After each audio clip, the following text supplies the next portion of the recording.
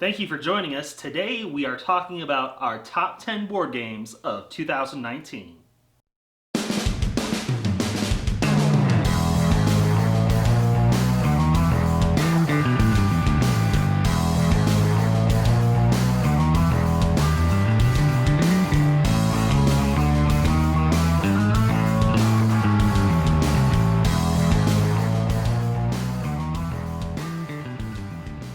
Welcome to Tantrum House Studio 3. I'm Ryan. I'm Will. And I'm Kevin. So what are we doing today? We are talking about our top 10 board games from 2019. But we're just the guys. Just the gentlemen, that's right. What gentlemen happened? before ladies. No. So we saving talked the best about for this. last. Yeah. Oh, there it is. Last year we did a Will, Sarah, Kevin, me, and Melissa did a individual studio. But Ryan and top Katie 10s. had a baby girl. Yep, 1 year old. Yeah. So, now, congratulations. So what we decided to do a top 10 Tantrum guys and then a top 10 Tantrum girls. So we're giving them a little bit more time so they can... We need more time to get more hits on our video to compete. So right. make sure you like and thumb this one up, Yeah. and then check theirs out later, maybe, if you get a chance. We'll put the link up there when theirs does go live. It'll probably be next week. So And they have another month to accumulate board games. This is true. Board games that may Are we jumping the gun? edge others out. no, that's fine. We're just recording ours a little bit earlier so we can get it edited and things like that. But we're going to jump in and share each of our top 10 favorite board games of 2019. Number 10. My number 10 is Ecos First Continent. This is a game for 2 to 6 players. It plays in 45 minutes to an hour and a half, and it's from AEG. Yeah. And the reason it's my number 10 is because nostalgia factor is a powerful influencer. I really love Rise of Augustus. I agree with that. You'll see that later. And this is pretty much Rise of Augustus plus. Like, if they'd ever done an expansion for Rise of Augustus, this would be it. That's cool. So- Very cool. My number 10 is Finger Guns from Indie Boards and Cards. This is from designer John Velgus. It's a 3 to 8 player game. Whoa. And as I was thinking through which games should make my list, Yeah. I usually, one of the considerations is just which game did I play the most in 2018, Oh, yeah. 19, whatever year this is. We're in 2019. Yeah, I played this a lot. It Yeah. was a popular one at all of our game nights. It's Your been kids really, like it. Oh, yeah. really fun with the kids. It just clicked with me what game that is. That is a good game. Yeah, a lot of fun. It's kind of all of the good parts of like Dead Last, which is, I enjoy the game a lot, shooting people, but that one, like, if you lose, it sucks. This one's a fun game to lose. Even if you die, you become a ghost and you get to keep playing. Okay. And it also is the good parts of Rock, Paper, Wizard, which is another cool game, but this is very streamlined, lots of fun, really quick, easy to play. Number 10. All right, my number 10 is the game Will wish he's played. I know! He also played Boss Get from Floodgate Games. I feel like Kevin's going to say that on pretty much every one of his games. But you've actually mentioned I want I to play have, Boss. yeah. Here's the thing. This is an area control game for 2 to 4 players. I would say this is not... You don't really enjoy area control games Not as as much. much. But we should try it sometime. Agreed. This is really cool because it takes you through the 4 seasons of the year. And it's just really cool how good it looks. It Oh, uses keep on. different, how good it looks, and how it uses the area control in different ways. I really appreciate that. The trees look cool, even like how the wind blows the leaves off the tree. So my number 10, Bosk from Floodgate Games. Sounds good. Number 9.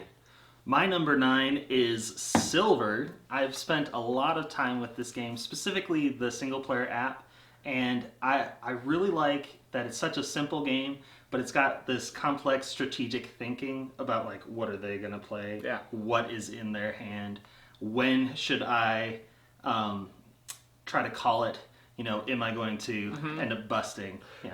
So I really enjoy And this is that. Silver Bullet, which is still in Shrink. Silver Amulet was the first one that came out. So my question to you, Ryan, is they're gonna make a C Amulet I Bullet. was thinking about this the other day, and I was thinking like Charm would sort of go. Oh, Silver Charm. But it might be too close to Amulet in like the how it looks. I so think don't Cantaloupe, but that's Silver Cantaloupe. know. Silver Candlestick. Ooh. there we go. In the Wow. hall with Mr. Yeah. Mustard. Colonel Mustard. Bezier Yes. Games did a good job with that. So What do you guys got? My number 9 is Shikoku from Grand Gamers Guild. Apprentice Larry has stolen my copy of it, so it is not on the table. But he's taken it because it's such an enjoyable game. It was actually originally published in 2018, but the English version wasn't published till 2019, which is the one that I got to play. Really cool thing about the game is that the winner is not the first person or the last person. It's all the people in between, and that concept is just really intriguing. Yeah. You can Everybody? explain it to people. Yeah, multiple people can win. Interesting. Really interesting, just I think goal. I played a round or two. Yeah, fast to jump into. It's the type of game you can teach in like 30 seconds because the first round of the game doesn't really matter. So you can say, all right, we're going to play the first round, and then you're in. This is another one that got tons of gameplay at our game nights. Another 3 to 8 player game. Let's see how many of those I can hold on to. Yeah, see how Will does with this today. Yeah, really small box, really cool art. Enjoyed that one a lot. Cool. My number 9 is Empires of the North. Now, this is an Imperial Settlers game from Portal Games, so it's in that same universe. He did a great job with keeping it in that same feel, but a totally new game. Each player has in charge of their own clan, and how you use that is there's asymmetric decks, and then it's not like you're all pulling from the same deck to put into your hand. Every clan has their own deck of cards, which is pretty cool, and you're getting resources. And the other cool thing in this one is you are going on expeditions, so you're using that to get new stuff, and you have to use fish and things like that. So Empires of the North, very, very cool, from Portal Games. Number 8. My number 8, I don't have a copy of it right now because we had to send it on to another reviewer, but it is The Refuge, Terror from the Deep. Cool. This is a redo of the Refuge Race for Survival by B&B Games Studio. Yeah. If I can say their name. And there is 2 versions of the game. There's a Take That, Every Man for Himself version, and there is a cooperative version. And what I really like about this game is the octopus head and all of his tentacles that are moving around. And you gotta sort of like plan out your movement so that you don't get caught and thrown back to the beginning of the game or dead. And meanwhile, you're trying to get as close as you can to the wreck of the submarine to get treasure. It's just a very enjoyable game. I've had a lot of people ask about it. Those tentacles are pretty they cool, look how they awesome. go on board. Yeah. What do you guys got? I've got an expansion. Does that count? I think it does. We're saying it does. This is War Chest Nobility expansion from the same designers who put together the original game, and it adds some new cards and new elements, new chips to the game. War Chest is one of my top 10 favorite games in general. I love playing it with my kids. I think so. It might make that video. The expansion added some, I wouldn't say much needed replayability, but I've played all the other factions, and so being able to like bust out some new ones and learn some new moves and see how they fit together was really neat, really exciting. I like the new, I don't remember what they're called, but the cards that allow both players to share the actions is a nice, interesting twist, and sometimes those 3 cards make all the difference in the game. If you take it at just the right time, poof, the game is in your hands. Really nice little twist because you know that they've always got that option potentially. Really cool, great quality components still, again. Really, really fun stuff. My number 8 was one of my most anticipated games that was coming out at Essen. The adventure games from Cosmos. Now, Cosmos did a great job with their Exit games. You guys have played an Exit game here and there. And this is sort of similar in some ways. There's a mystery that you're trying to solve, but in Exit there's a lot of like complex puzzles that you're trying to figure out how to do. That may last over multiple rounds. It's not puzzling in this game. This is more of an adventure story that you're going on, and you are trying to be like put things together like you sort of would in other types of escape games. Like if I put this piece of metal and this piece of wood together, it'll make a hammer. Sort of something like that. But that's not like to me a puzzle. It's more of like, I can try and find things and put them together, and you're going to be meeting people along the way. But they have a few different scenarios, adventures that you can go on, and 2 in English right now, The Dungeon and Monochrome Inc. I would say personally, if I had to pick one of these 2, I would pick The Dungeon. I do have to pick one. The Dungeon. The Dungeon. Number 8 for Kevin. The Dungeon. But there are some more coming from Cosmos. I'm really looking forward to trying those out. So Cosmos put out some good ones. Number 7. My number 7 is God of War, the card game. From CMON. From CMON. Yeah. It's for 1 to 4 players. and it is a board game version of the extremely popular God of War game, the most recent one that came out, which I understand is like the best one yet. Really? So that's why they made a board game for it. And normally, video game to board game, they struggle a little questionable. bit. This game did it really well. I enjoy it so much. The gameplay and everything is just so good that I enjoy it. However, it would probably be higher on my list. It's just some of the encounters that you have are much more difficult than others. Okay. You guys like difficult games, though. Yeah, I've only gotten like halfway through the game. I've never actually finished it. Oh, wow, tough one. But and you don't realize it's going to be that difficult going in. Maybe I'm just really bad at it, but I really enjoy it.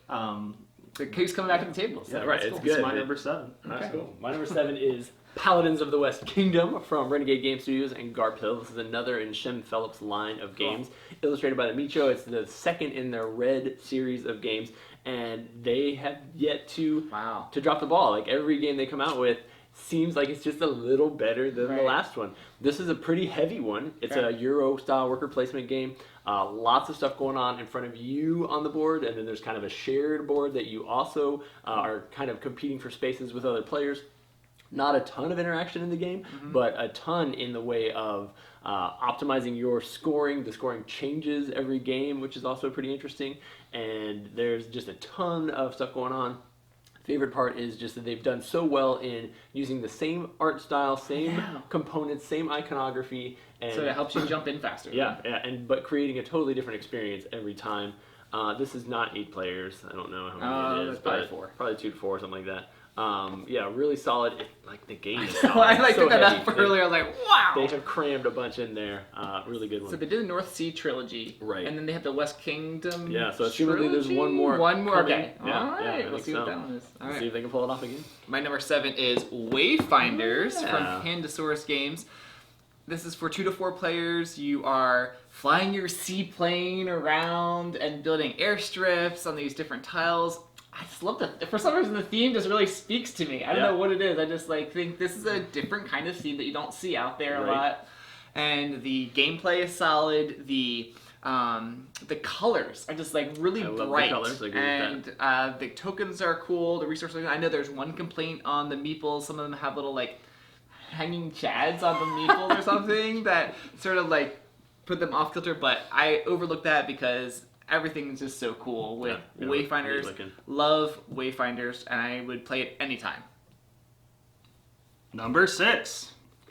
My number 6 game is Set a Watch, a game by Todd Walsh, published by Rock Manor Games. It's a cooperative game for up to 4 players.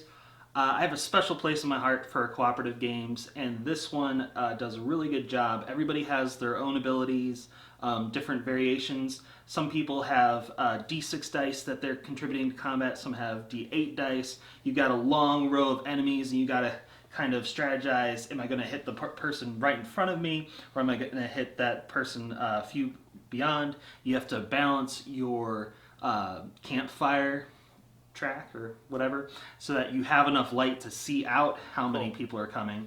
And I really like how everybody works together. One of the things I really think is awesome about this game, it might need a larger box to do this a little bit better, but when you play the game, you actually use the box as one of your components. So the box is the board. See, which is a little bigger. Yeah, I think it could be better if it was a little bit bigger. Okay. But I really enjoy this game. It's one of those games that even if we lose, I still enjoyed the experience. So. One of the games I enjoy the experience on no. is Trogdor. Yeah, I love this game. As Ryan was mentioning earlier, nostalgia value has huge impact on some of the decisions that I make, at least. Homestar Runner was one of my college survival tools, and when I heard they were coming out with the game, it was probably, I don't know if it was even on my most anticipated list. It probably was, if I knew about it when we made the video. As soon as I heard about it, I was really stoked. I was also excited to find out that the other designers on the game are Wizards of the Coast guys, and so I knew that it wasn't going to just be like a totally fan, type of game. The Brothers Chap were involved in it as well, and so it's got all the great strong Badian feel and terminology. The instruction manual has been edited by Strongbad, which is one of the best parts of the game. Components, really cool. You've got like your little thatch roofed cottages that you flip the roof over and it's burninated. That is pretty cool.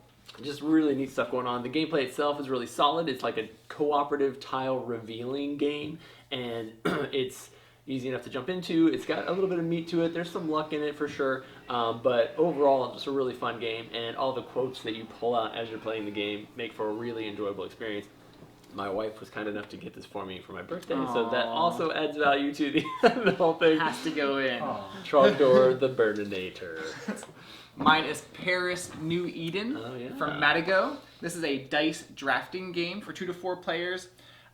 I like dice drafting games. It is good stuff, So this one is in a post-apocalyptic world, but it doesn't look it's a unique right? take on that. Very like lush and green. The colors, purples, oranges, and you don't really see that in post-apocalyptic games. Mostly deserts and wastelands. And it's in Paris. Paris is like the new hotness right now. Apparently. So with all the new how many other games in your list also have Paris on them? I can't tell you, Mr. 3 to 8 player board games. 1 to 6. Okay, still a lot. Yeah, That's good. This one's cool because when you are drafting your dice, you can do that at different locations around Paris, and you're getting different types of workers that are helping you do other things like set collection mechanics and things like that. Number 5. My number 5 is Wingspan. Wait a minute. Okay. Why? Is that your number 5 too? I don't know. Tell us about your number 5, Ryan. Yeah, it is a game from Stonemaier Games for 1 to 5 players. It is just so good. There's just so much awesomeness to this game. They did a really good job of just offering a lot of detail to the different birds, and I really like just everything going on with it. It's a beautiful game, and it's like a phenomenon. It had to make the top 10 list. For sure. My number 5, that's awesome that we nailed it on 5, is Wingspan as well. Elizabeth Hargraves, the designer on that one. The components for it, really awesome. The bird feeder dice tray thing is pretty slick. I want to eat the candy eggs every time I play it. The engine building portion of it is obviously what makes it so good. It's really good gameplay and fantastic artwork. Yeah, definitely enjoy it every time it comes out. I feel like I play it better every time, which is good. Like being able to understand it and grow on it. Like some games you kind of, because there's so much of a luck element in some games, you're all over the place. But every time I played it, I've been like, yeah, higher score, yeah, rocking it, yeah, figured out how to optimize these birds. So, good choice, Ryan. I've actually only played it once. Otherwise, it might have gone higher in the list. Yeah, it was at Tantrum Con, and it was like 1 in the morning. But best time to play it. Set a good impression for a late night game, so I would play it again at Tantrum Con. My number 5. No, that would have been amazing. My number 5 actually. I wondered when we'd overlap, but it is a flapping. Oh, game, also flapping. Oh, ours wins because we eat you. Is that? You're gonna eat my butterflies. Papillon. Yeah, really good. From Colossal Games. This game we actually saw Tantrum Con. Yeah, just introduced to both of them at the same time. Yeah. This is a tile laying. Area control game that is dimensions, pretty slick. Yeah, it's pretty cool with how you actually are like clipping the butterflies on the bushes. The table presence is cool because it's like these 3-dimensional bushes. Yep. The gameplay is super good. The artwork, I just love the butterfly, how they all incorporated that in, and I think a unique one. The unique way of how you get your tiles is interesting, and then you're actually like building your own tiles and tile area in front of you, and how that incorporates with getting points, and of course, like I said, that just the clipping of the butterflies. This actually makes. I don't know when we're doing our honorable mentions, but this makes my honorable mention list. An honorable mention list. Yeah. Okay. All right. Number 4.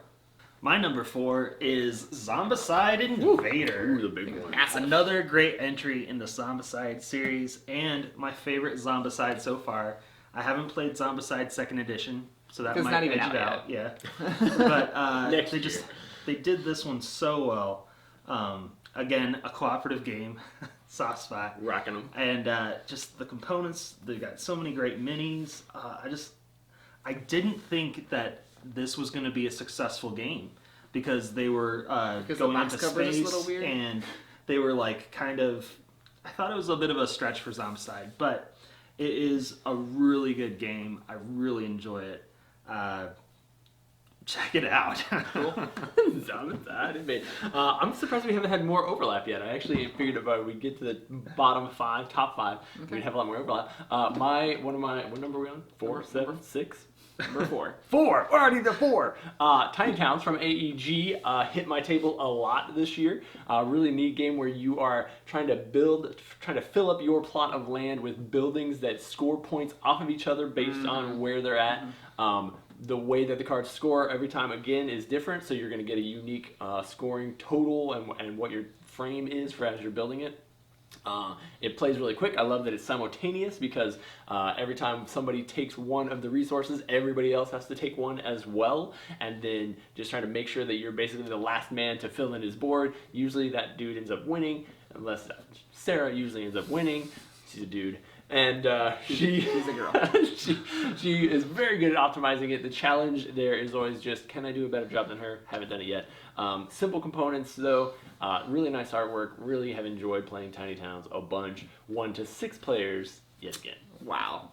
So I have another Paris game. There it is. Number 4. This is Colors. Yeah, I figured that'd make your list. Of Paris. Colors of Paris is from Super Meeple. Luma Imports is bringing it to the United States. This is for 2 to 4 players. So you are collecting paint, you're collecting brushes, you're painting paintings in the game, but it's a worker placement game, and I love worker placement games. This is my first worker placement game. See, but it's high on the list. So there it is, right. Worker placement game. The cool thing is the board itself is rotating, so you and every spot on the board has a different number of spots available for workers. So the spots are like changing every time. It's not like, oh, I can just go there. It's like, oh, that might not be available. Move you around too, so you're kind of. People can't move you. Move the wheel around. Move the wheel around, like because every round it moves, but then someone could play on a place that stops the wheel or moves it extra. Yeah, so really cool in that. And then the other really just amazing thing is at the end of each round you can keep one worker on the board, and so it's like strategically. Not only are you thinking, which one am I going to keep, but then when you're playing them, which one am I thinking am I going to keep, and will the board move? Man, there's just like, that's really cool. Brain burner. Brain burner. So, thinky game. I love worker placement games. Colors of Paris. Number 3. The final countdown. My number 3 is It is Paladins of the West. There it is, you did it. Will did a great job of describing it. What I really like about this game is I feel like it's just everything that a Euro needs to be. Okay. It's like one of these quintessential Euro games. I know Will said there isn't a lot of back and forth interaction with other players, but there is hate drafting. There is hate drafting. A little bit. You okay with that? Yeah, actually, I think it did it really well. It's like, yeah! Yeah, normally I'm not for hate drafting, but this game does it really well. I liked just the different ways of getting bonus points and trying to get an engine that all jives together. Really appealed to me. So, my number 3. Yeah, very cool. My number 3 is actually the game Medium from Greater Than Games, and I can't find my copy because it's so fun that somebody's got it. I think that's actually a prototype around here somewhere. I did see one. I could pull it out. Sorry. It's a really interesting mechanic. It's so simple, so straightforward that it's one of those games where it's like, why didn't this exist before? Maybe it does in some party game arena that I've not been playing in, but each player has a hand of cards that one guy plays one, the other guy plays one as well, and then together they have to say out loud by mind melding with each other at the same time a word that matches the two things together. Right. Super fun experience. Playing it is amazing. Being like even when it's not your turn and you're like just trying to figure out what the two of them are gonna say, super fun. So the entire experience is just lots of like energy, lots of laughter. I got to play this at Gen Con with a whole group of people. Had a ball. We were laughing so loud and having such a great time. People were like staring at us from all over the place. Really easy to pull out and play. Really affordable because it's a small box, simple card game. Yeah. It's got some neat little components in it where if you're able to guess it on the first round, you get higher points, and if you guess it on the second or third round. What's interesting is that there's like almost more satisfaction when if you don't say the same word, then for the next round you use the two new words that you said, and so you might get a little closer or a little further away. I know, it's crazy. And then you get to the third word, and then you finally get it, and it's like, yeah, we made it! I only get 2 points, but totally worth it! Like, just really, really great experience. I enjoy those types of games that, like, if I can laugh and have a great time and create memories, I'm all about that. Cool. And when it's a simple thing like that, Excellent blast. I learned on our podcast that I'm really bad at this game. So, but I did enjoy it, so I can see why it'd be your number 3. Cool. Yeah, My number 3 is there it is. Wingspan. Oh. Yeah. 3 of us. Yeah. So really cool, card-driven, like they said, engine-building game. One of the things that I really enjoy is that every bird is unique. Oh, All cool. the different All the stats, the illustrations, and things like that. And of course, Expansion. you may know there is. 2 in 1 year. That's actually pretty crazy. This came out in January. Right. It's just recent, but it's still pretty Yeah. impressive. So the European expansion to Wingspansion Wingspansion or right. Eggspansion. I hadn't heard expansion yet. I like Wingspansion personally, but anyway, this brings some cool things, and of course, more birds, even some new. You should have had this as your number 3 and this as your number 2. That would have been. Oh yeah, yeah, bring some cool things to the game. So check out Wingspan from Stonemaier Games. Like all of us have said it's awesome. So it's a good one. Number 2. All right, here we are. Whoa! Penultimate. All your games are huge, Ryan. They are. Shadowrun tiny. Sprawl Ops is my number 2. It probably would have been my number 1 if it wasn't for all the hiccups they've had in their Okay. what do you call it? Fulfillment of their Kickstarter. But it was just really good. They did a really good job just with making such a great game. That's cool. He's speechless. It's so good. It's All right, one of now my I gotta favorite try it. IPs. Very cool. It does look and cool. It looks like it's really complicated, but it's actually very simple once you get into it. Cool. And then they have all sorts of different add-ons with the Kickstarter. There's a 5 to 6 player expansion and a cooperative version. They've got like different cards you can substitute out for the locations. Cool. I went all in on this Kickstarter, and I do not regret it. It's been a real joy whenever I get to the table. So that is why it's my number 2, because I'm super stoked that I can bring it here. I'm delighted by Ryan's delightment over this. That's excellent. My number 2 is Cartographers, A Role Player's Tale. I actually thought I owned the game because I played it and enjoyed it so much. Yeah. Kevin owns it. It's not at my house. Well, so it's I don't have a Tantrum picture House of it. owns Yeah, it, yeah. so. Really enjoyable roll and write. We've seen a ton of roll and write games this year, and I think of all the ones that I have played, at least, that one stood out as being one that went beyond just the simple roll and draw something. There was a lot more thought that goes into the gameplay. I really enjoyed that the seasons kind of change and you have different things that you're working with. It's really great that you get to interact with other players. I know, it's one of the few where Yeah. you pass your board to somebody else and they ruin what you're working on, which is fantastic. Is it though? I think it is. I love ruining other people's stuff, and then it creates this new unique challenge every time because you didn't know what they were going to write, and so you've got to react to that. All right. Pretty cool artwork. Really just enjoyed the experience of it, and I felt like for all the roll and writes that I got to play, there was maybe 1 or 2 others that I felt like introduced something new and fresh, and I felt like this did it on multiple planes, and so really, really enjoyed Cartographers. My number 2 is Trismegistus. Yeah, made This is high, the huh? Very ultimate good. formula from Board and Dice. I think it's for 1 to 4 players. Yeah, 1 to 4 players, so you can play it solo. I haven't, but I really enjoy. This is a heavier game on weight, so I think it's like almost a 4 out of 5 on the weight scale. So it's pretty heavy of a game, meaty, thinky. When we say heavy, we know we're talking thinky type games. This is a dice game. Kingsburg's one of my favorites. I just love how games take dice and it's not just a roll. Right. This one is you're taking the dice out of this pool of dice, and there's different pools, and how which dice you pull from the pool. Pull from the pool is going to determine the power of the die, the color of the die matters, the symbol of the die matters. So there's a little bit of like, if you know the game Queenbra, the color and the symbol, that all matters. This one's the same idea, but then you're transmuting these things into, of course. Do you think it's because you're a magician that it ranks so much higher? Probably. It's like alchemy, so yeah. So definitely love the gameplay, very thinky, strategic, and love Trismegistus from Board and Dice. I want to try that one. Number 1! All right, Ryan. My number 1 is Call to Adventure from Brotherwise Games. Very cool.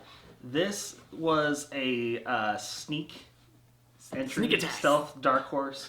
I was not aware of it, and then it just showed up on my table, and it like took me Like by proof? surprise. Was like, love me. I was like, okay. Love me. There's just so much I love about this game. I love the two-sided dice, the runes that you cast to do your skill checks. Okay. They're just really fun tactile pieces, and I like tumbling them. And then this is one of those games that the mechanic is great, but also just the experience of telling the story of your character's call to adventure and the different paths that they took, choices they made. I always enjoy this game, even when I lose horribly. He was like losing games. Well, I feel like I win a lot, but the last time I Hasn't played said it, but I lost so badly, but I still enjoy it. Cool. So that is why it's my number one Call to Adventure 2019. My number one is Parks. Whoa, there it is. There it is. Is it up? Face up? I got it. Yeah, good job. Man, really enjoyable game. We played. That's cool. Yeah, from designer Henry Audubon. It's a 1 to 6. I'm just kidding. 1 to 5 player game.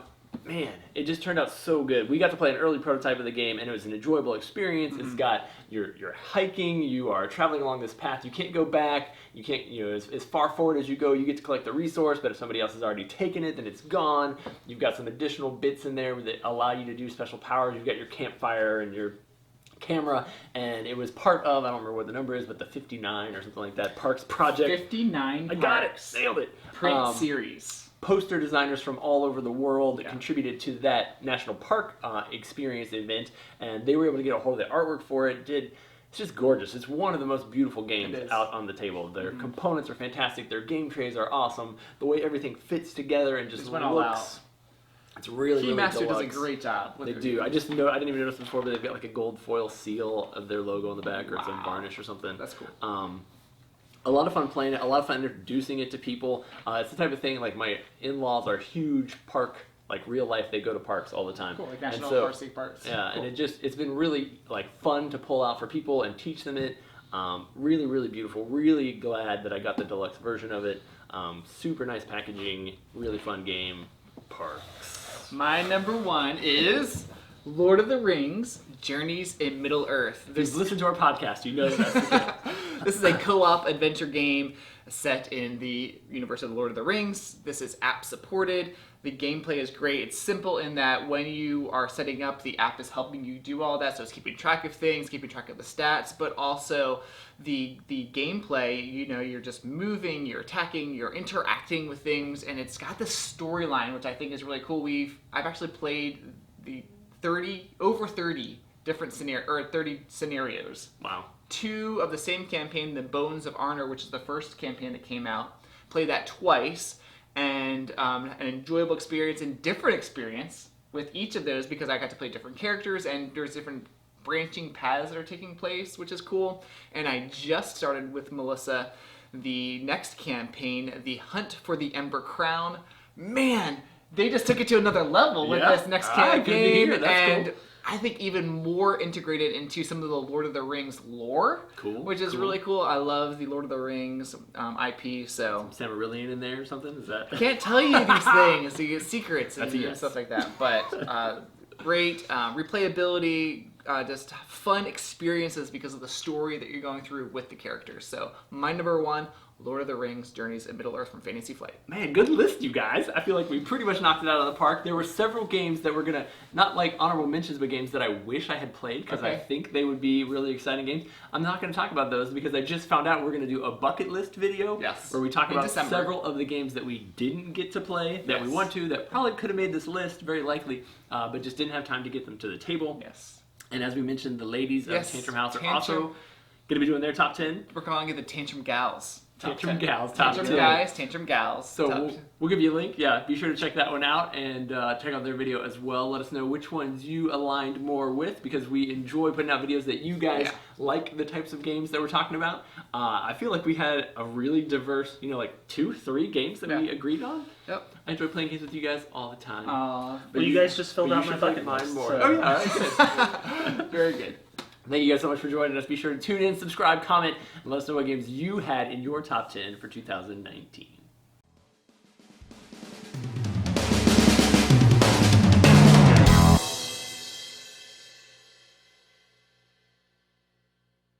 Will's number 5. Oh, just kidding. Number 3. Or is it 3? Yeah, Sorry. number 3. I'm sorry. Let me just do it again. This is an outtake. Number 2. Number 2.